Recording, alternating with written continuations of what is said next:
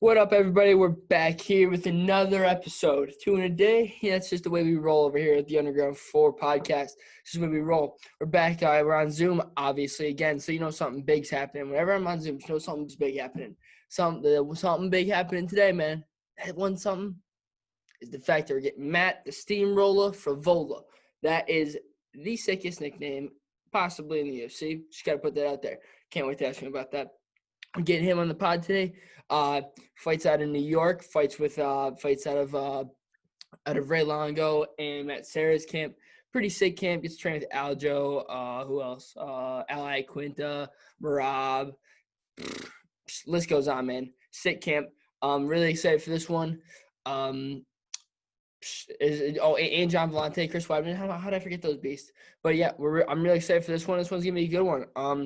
I had a previous one with my boy, UFC commentator and analyst, Brendan Fitzgerald. Shout out to Brendan Fitzgerald, one of the best interviews ever, probably the best interview I've ever done, if we're being honest. And excuse me. And so yeah, I'm really pumped for this one to come out. And if you haven't already, check out the last one with Brendan Fitzgerald and check out all the rest of them too, because they're all sick. Yeah, that's all I got for now. I'm just waiting. Should be in here in about 30 seconds, he said. So yeah, it's just the way we roll here over the Underground 4. What's going on, my man?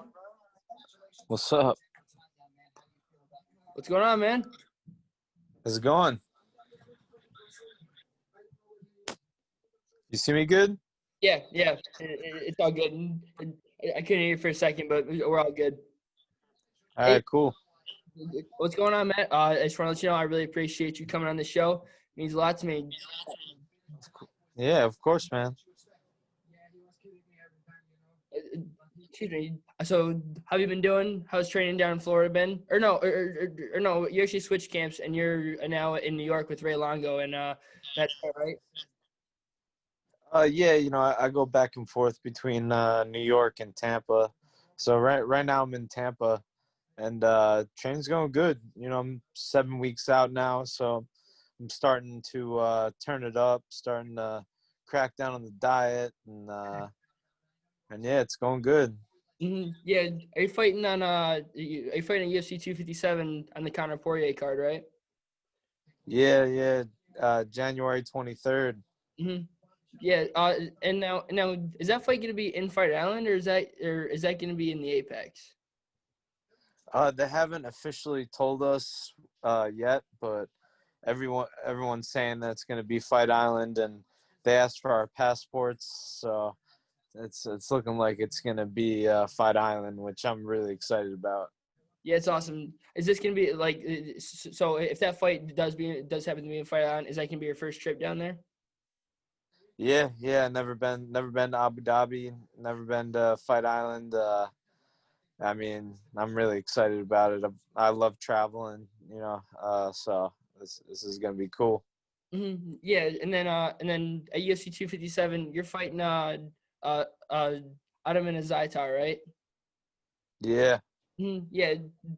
So how do you see that matchup going for you? Like, what do you see in his game and your game that makes you decide, like, yeah, this is my fight? He's undefeated. He's like 13-0 with like 11 first-round knockouts. But he's never been tested. And that's what I plan on doing. You watch any of my fights, and you could see that I fight hard for 15 minutes, and if it turns into a real tough fight, I'm there and I'm fighting till the end.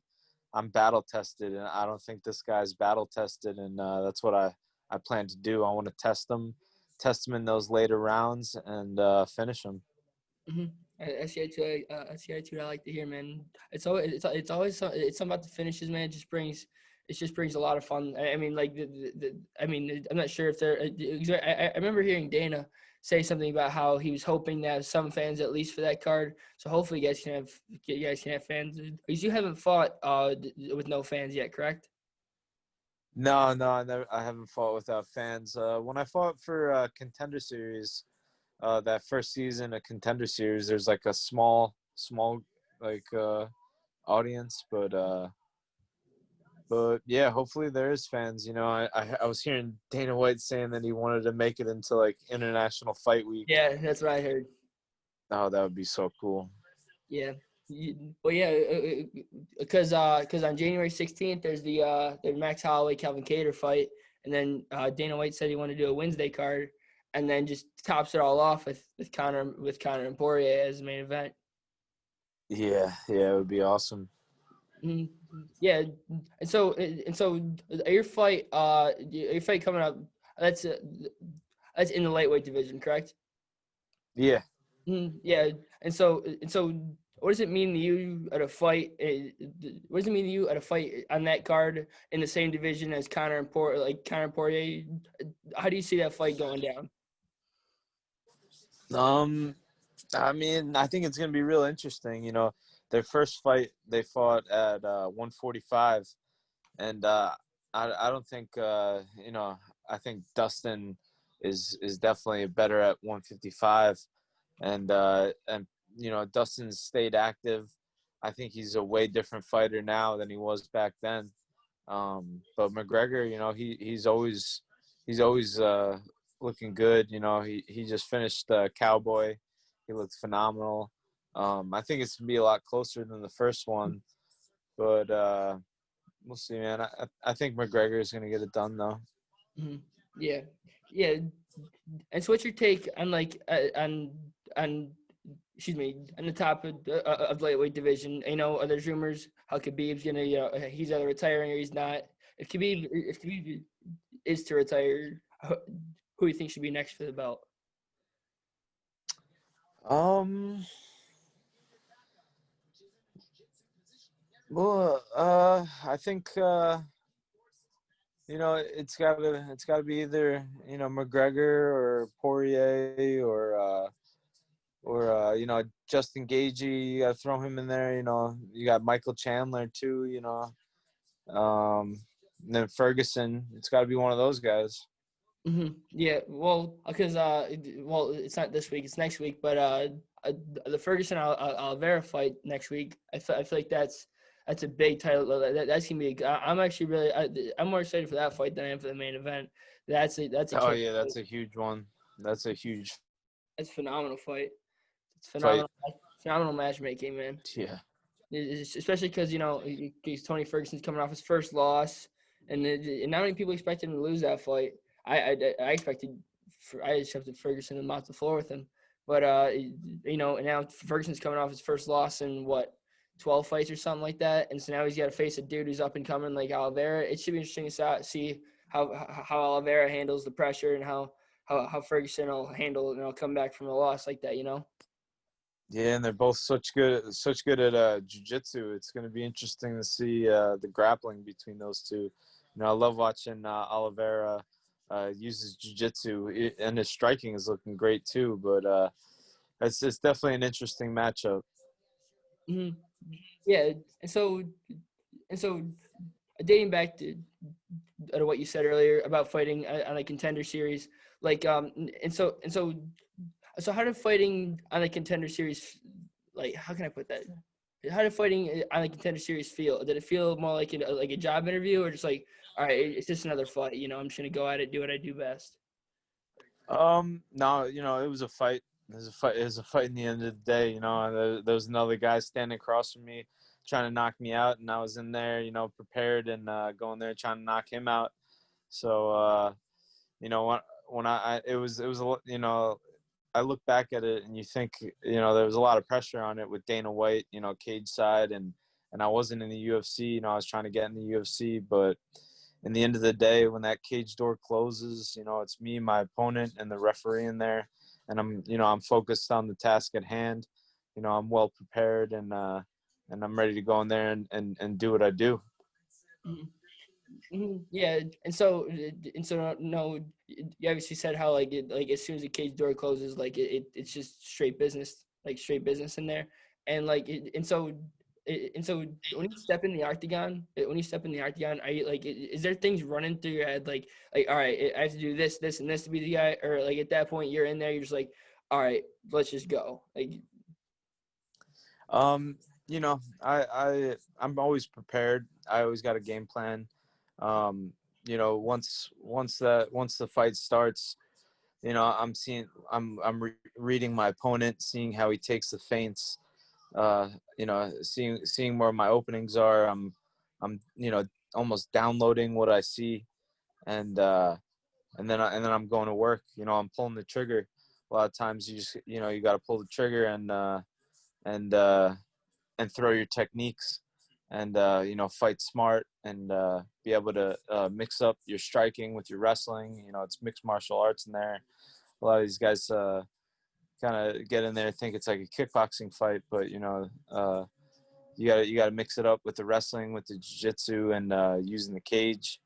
And I like to kind of get into a flow state, and I trust my training, I trust my preparation, and I trust my body and my mind to go in there and do what I need to do to win. Mhm. Yeah, I see. Said that you trust your mind. Would you consider fighting, especially being in the UFC, being at such a high level? Would you consider that to be like, or would you consider fighting to be more physical or more mental at a point like that? You know, that's a really good question. It's definitely more mental than people would think. Hmm. You could take anybody and you could teach them some technique, give them a couple months to train, hold mitts for them, put them in front of a bag, and make them look real good. Make their technique, make everything look real good. But when you put them into a cage, you put the lights on them, you put you put another trained opponent across from them. Their technique isn't going to look as good, and that's where the mentality comes in. um, so yeah, it's definitely is way more mental than people think. Yeah. Well, because I mean, or I know there's multiple fighters. Like I know it's GSP, and I can't think of the other ones outside my head. But like GSP, like he would like he'd always freak out and like before his fights. So I was like, Yeah, yeah. well, wait, Probably think about Cowboy too. yeah, yeah. That's what I was thinking about. Yeah, but like I Yeah, mean, it's just insane because like it's like George St. Pierre is one of the greatest of all time, and like he's in his locker room just like pacing back. Like, should I really like it? I mean, I've never been in a fight. I'm 18. I'm a college student. I've never been in a fight. Never been a fighter. But yeah, like I personally could not imagine that. So I've always got my hats off typically cap respect to anybody can step in the cage. I know how hard it must be if those mentally tough dudes like GSP and Cowboy are going out there and they're struggling. yeah. It definitely all fighters go through those pre-fight nerves, and I always like to say you're always gonna have those butterflies, before a fight, but you have to make those butterflies fly in formation. And every time you fight, you know you experience those, and every time you experience those, you're more familiar with them. So I know that I'm gonna feel that way before a fight, but I know that I'm gonna step into that cage and fight this guy, give him everything I got for 15 minutes. So in the end of the day, that's all we got to do. I've trained my ass off for this fight, for every fight, and I know that I could step into that cage and I could fight this guy for 15 minutes at a high pace, and do what I need to do. Hmm. Yeah, and so you being in the UFC, you're obviously at the top level. You're one of the best in the world, it's me personally. I was just curious, how did you get into mixed martial arts? Did you wrestle in high school, or did you just box, or did you just see a fight on TV and you're like, yeah, I'll do that, I guess. Yeah, yeah. I wrestled in high school, Mhm. um, but I did a little taekwondo when I was young too, and I guess that was my first martial arts. I taekwondo when I was young, and then I played sports. I played baseball growing up. I played lacrosse growing up, football. I was a big athlete, and then in high school I wrestled, and then once I graduated high school and I was done wrestling, I found Brazilian Jiu-Jitsu because I kind of missed wrestling and I missed the, grappling. And I had a buddy who did Brazilian Jiu-Jitsu, and then I really fell in love with Jiu-Jitsu. And from there, I started competing in Jiu-Jitsu and doing like Nagas and grappling tournaments and all that. And then when I came down to Tampa, Florida to go to school. I went to University of Tampa down here, Mhm. and I found Matt Arroyo, and I found Gracie Tampa South, and they had a whole amateur fight team, and I walked in and I had wrestled, I had a little bit of jiu-jitsu, and these amateur fighters needed sparring partners, and I was like a tough kid, whatever. I thought I was a tough guy, whatever, and I was like, yeah, I'll spar him. So and then they gave me a pair of gloves, they gave me a pair of shin guards, and they had me sparring these amateur fighters, getting them ready to fight. And I was taking my licks, and like everyone does, when you're always when you start out, you're always going to be the nail. You can take your licks, but I learned and I kept showing up. That was the key. Is there's a lot of guys that show up to the gym and they have a couple tough days and then they don't show up anymore. The key is you got to keep showing up, and I kept showing up, and eventually I started getting fights of my own. So And just the rest is history, and now you're one of the best in the world.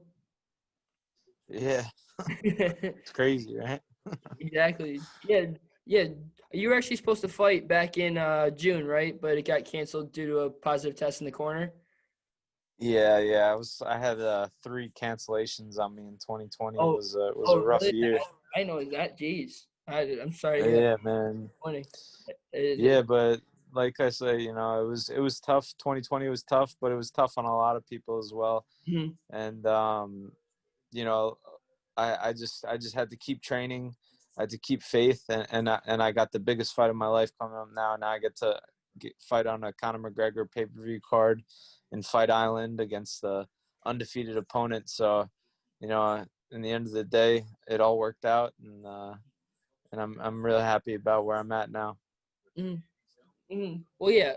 Well, I guess 3 cancellations. Well, yeah, it's 3 cancellations in one year. I mean, sure, it's a tough year, obviously, especially like just the fact that we've got fights, we've got baseball, we had baseball going on, we got football going on, basketball's like just the fact that any of that's happening is surreal. But yeah, me personally, I can only imagine, how frustrating that must have been for you. Training for three camps. Then all of a sudden, as soon as it's about to hit, you're like, okay, now I got to stop. I've got to go home. Can't go anybody for a couple weeks and just kind of hang out. Yeah, it was tough, man. It was tough, but like I said, kind of I had to keep faith. I had to keep, know that my time was coming. My opportunity was going to come. Hmm. And I kept training. I kept improving. Those fight camps that I had that I didn't get to fight, it wasn't wasted time. I was still improving. I was, living the martial artist lifestyle. I was, and this beats any other job I'd be doing right now. So. Exactly. Yeah. All right. And so the last thing I have for you is I actually just pulled this out, but is I can tell, are you watching the fights? Who do you have in the main event tonight and why? I like Jack Hermanson. I think he's real good. I like Vittoria as well, but I think it's a great matchup, Uh-huh. honestly. But I think there's a lot of hype on Vittori, and I think Hermanson is going to get it done. I think he's going to get the upset. I always like to pick underdogs. I don't know why. In the fight game, it's so like unpredictable, Exactly. and I like Hermanson. I've been watching him for a while. I think he's going to come back with a big win. Mhm. Yeah. I mean, he was supposed to fight Till, then he was supposed to fight Holland, and then what? A week and a half ago, we got a switch of opponent and Martin Vittori. I mean, I actually feel kind of bad for the guy. I personally hope Hermanson wins just because he had to go through all that all that garbage. And so at least in the end he pull out with a win, get himself a little bit higher up in the rankings and get himself a chance for that title. But yeah, Matt, that's all I had for you. I really appreciate you taking the time out of your busy day I appreciate you taking time out of your busy day to come join me on the show. It means a lot more than you know, and I can't thank you enough. Thank you. Yeah, no problem, man. Hit me up whenever you want to talk. After I get this big win in Fight Island, we could talk again. All right, I appreciate it, Matt. I thank you very much. Where you located at? I'm located in Detroit, Michigan. Oh, nice. Yeah, so it's nice and cold. It's probably what, like 60 degrees down in Tampa right now. 70s, baby, 70s. Yeah, walk outside. There's snow on the ground. It's 30 degrees outside. So consider yourself That's lucky. good though. The cold to get you tough though. Yeah, but cold also makes me sad. So I got to balance it out. Well, yeah, Matt. I hear you. Yeah. Well, January 23rd. I'll be watching you. I'll be cheering for you. Thank you very much, and hopefully, we can speak again after you get this big W on the 23rd. Appreciate it, Matt. Sounds good, man. Thanks for having me. Yeah, no problem. Thank you. Later, bro.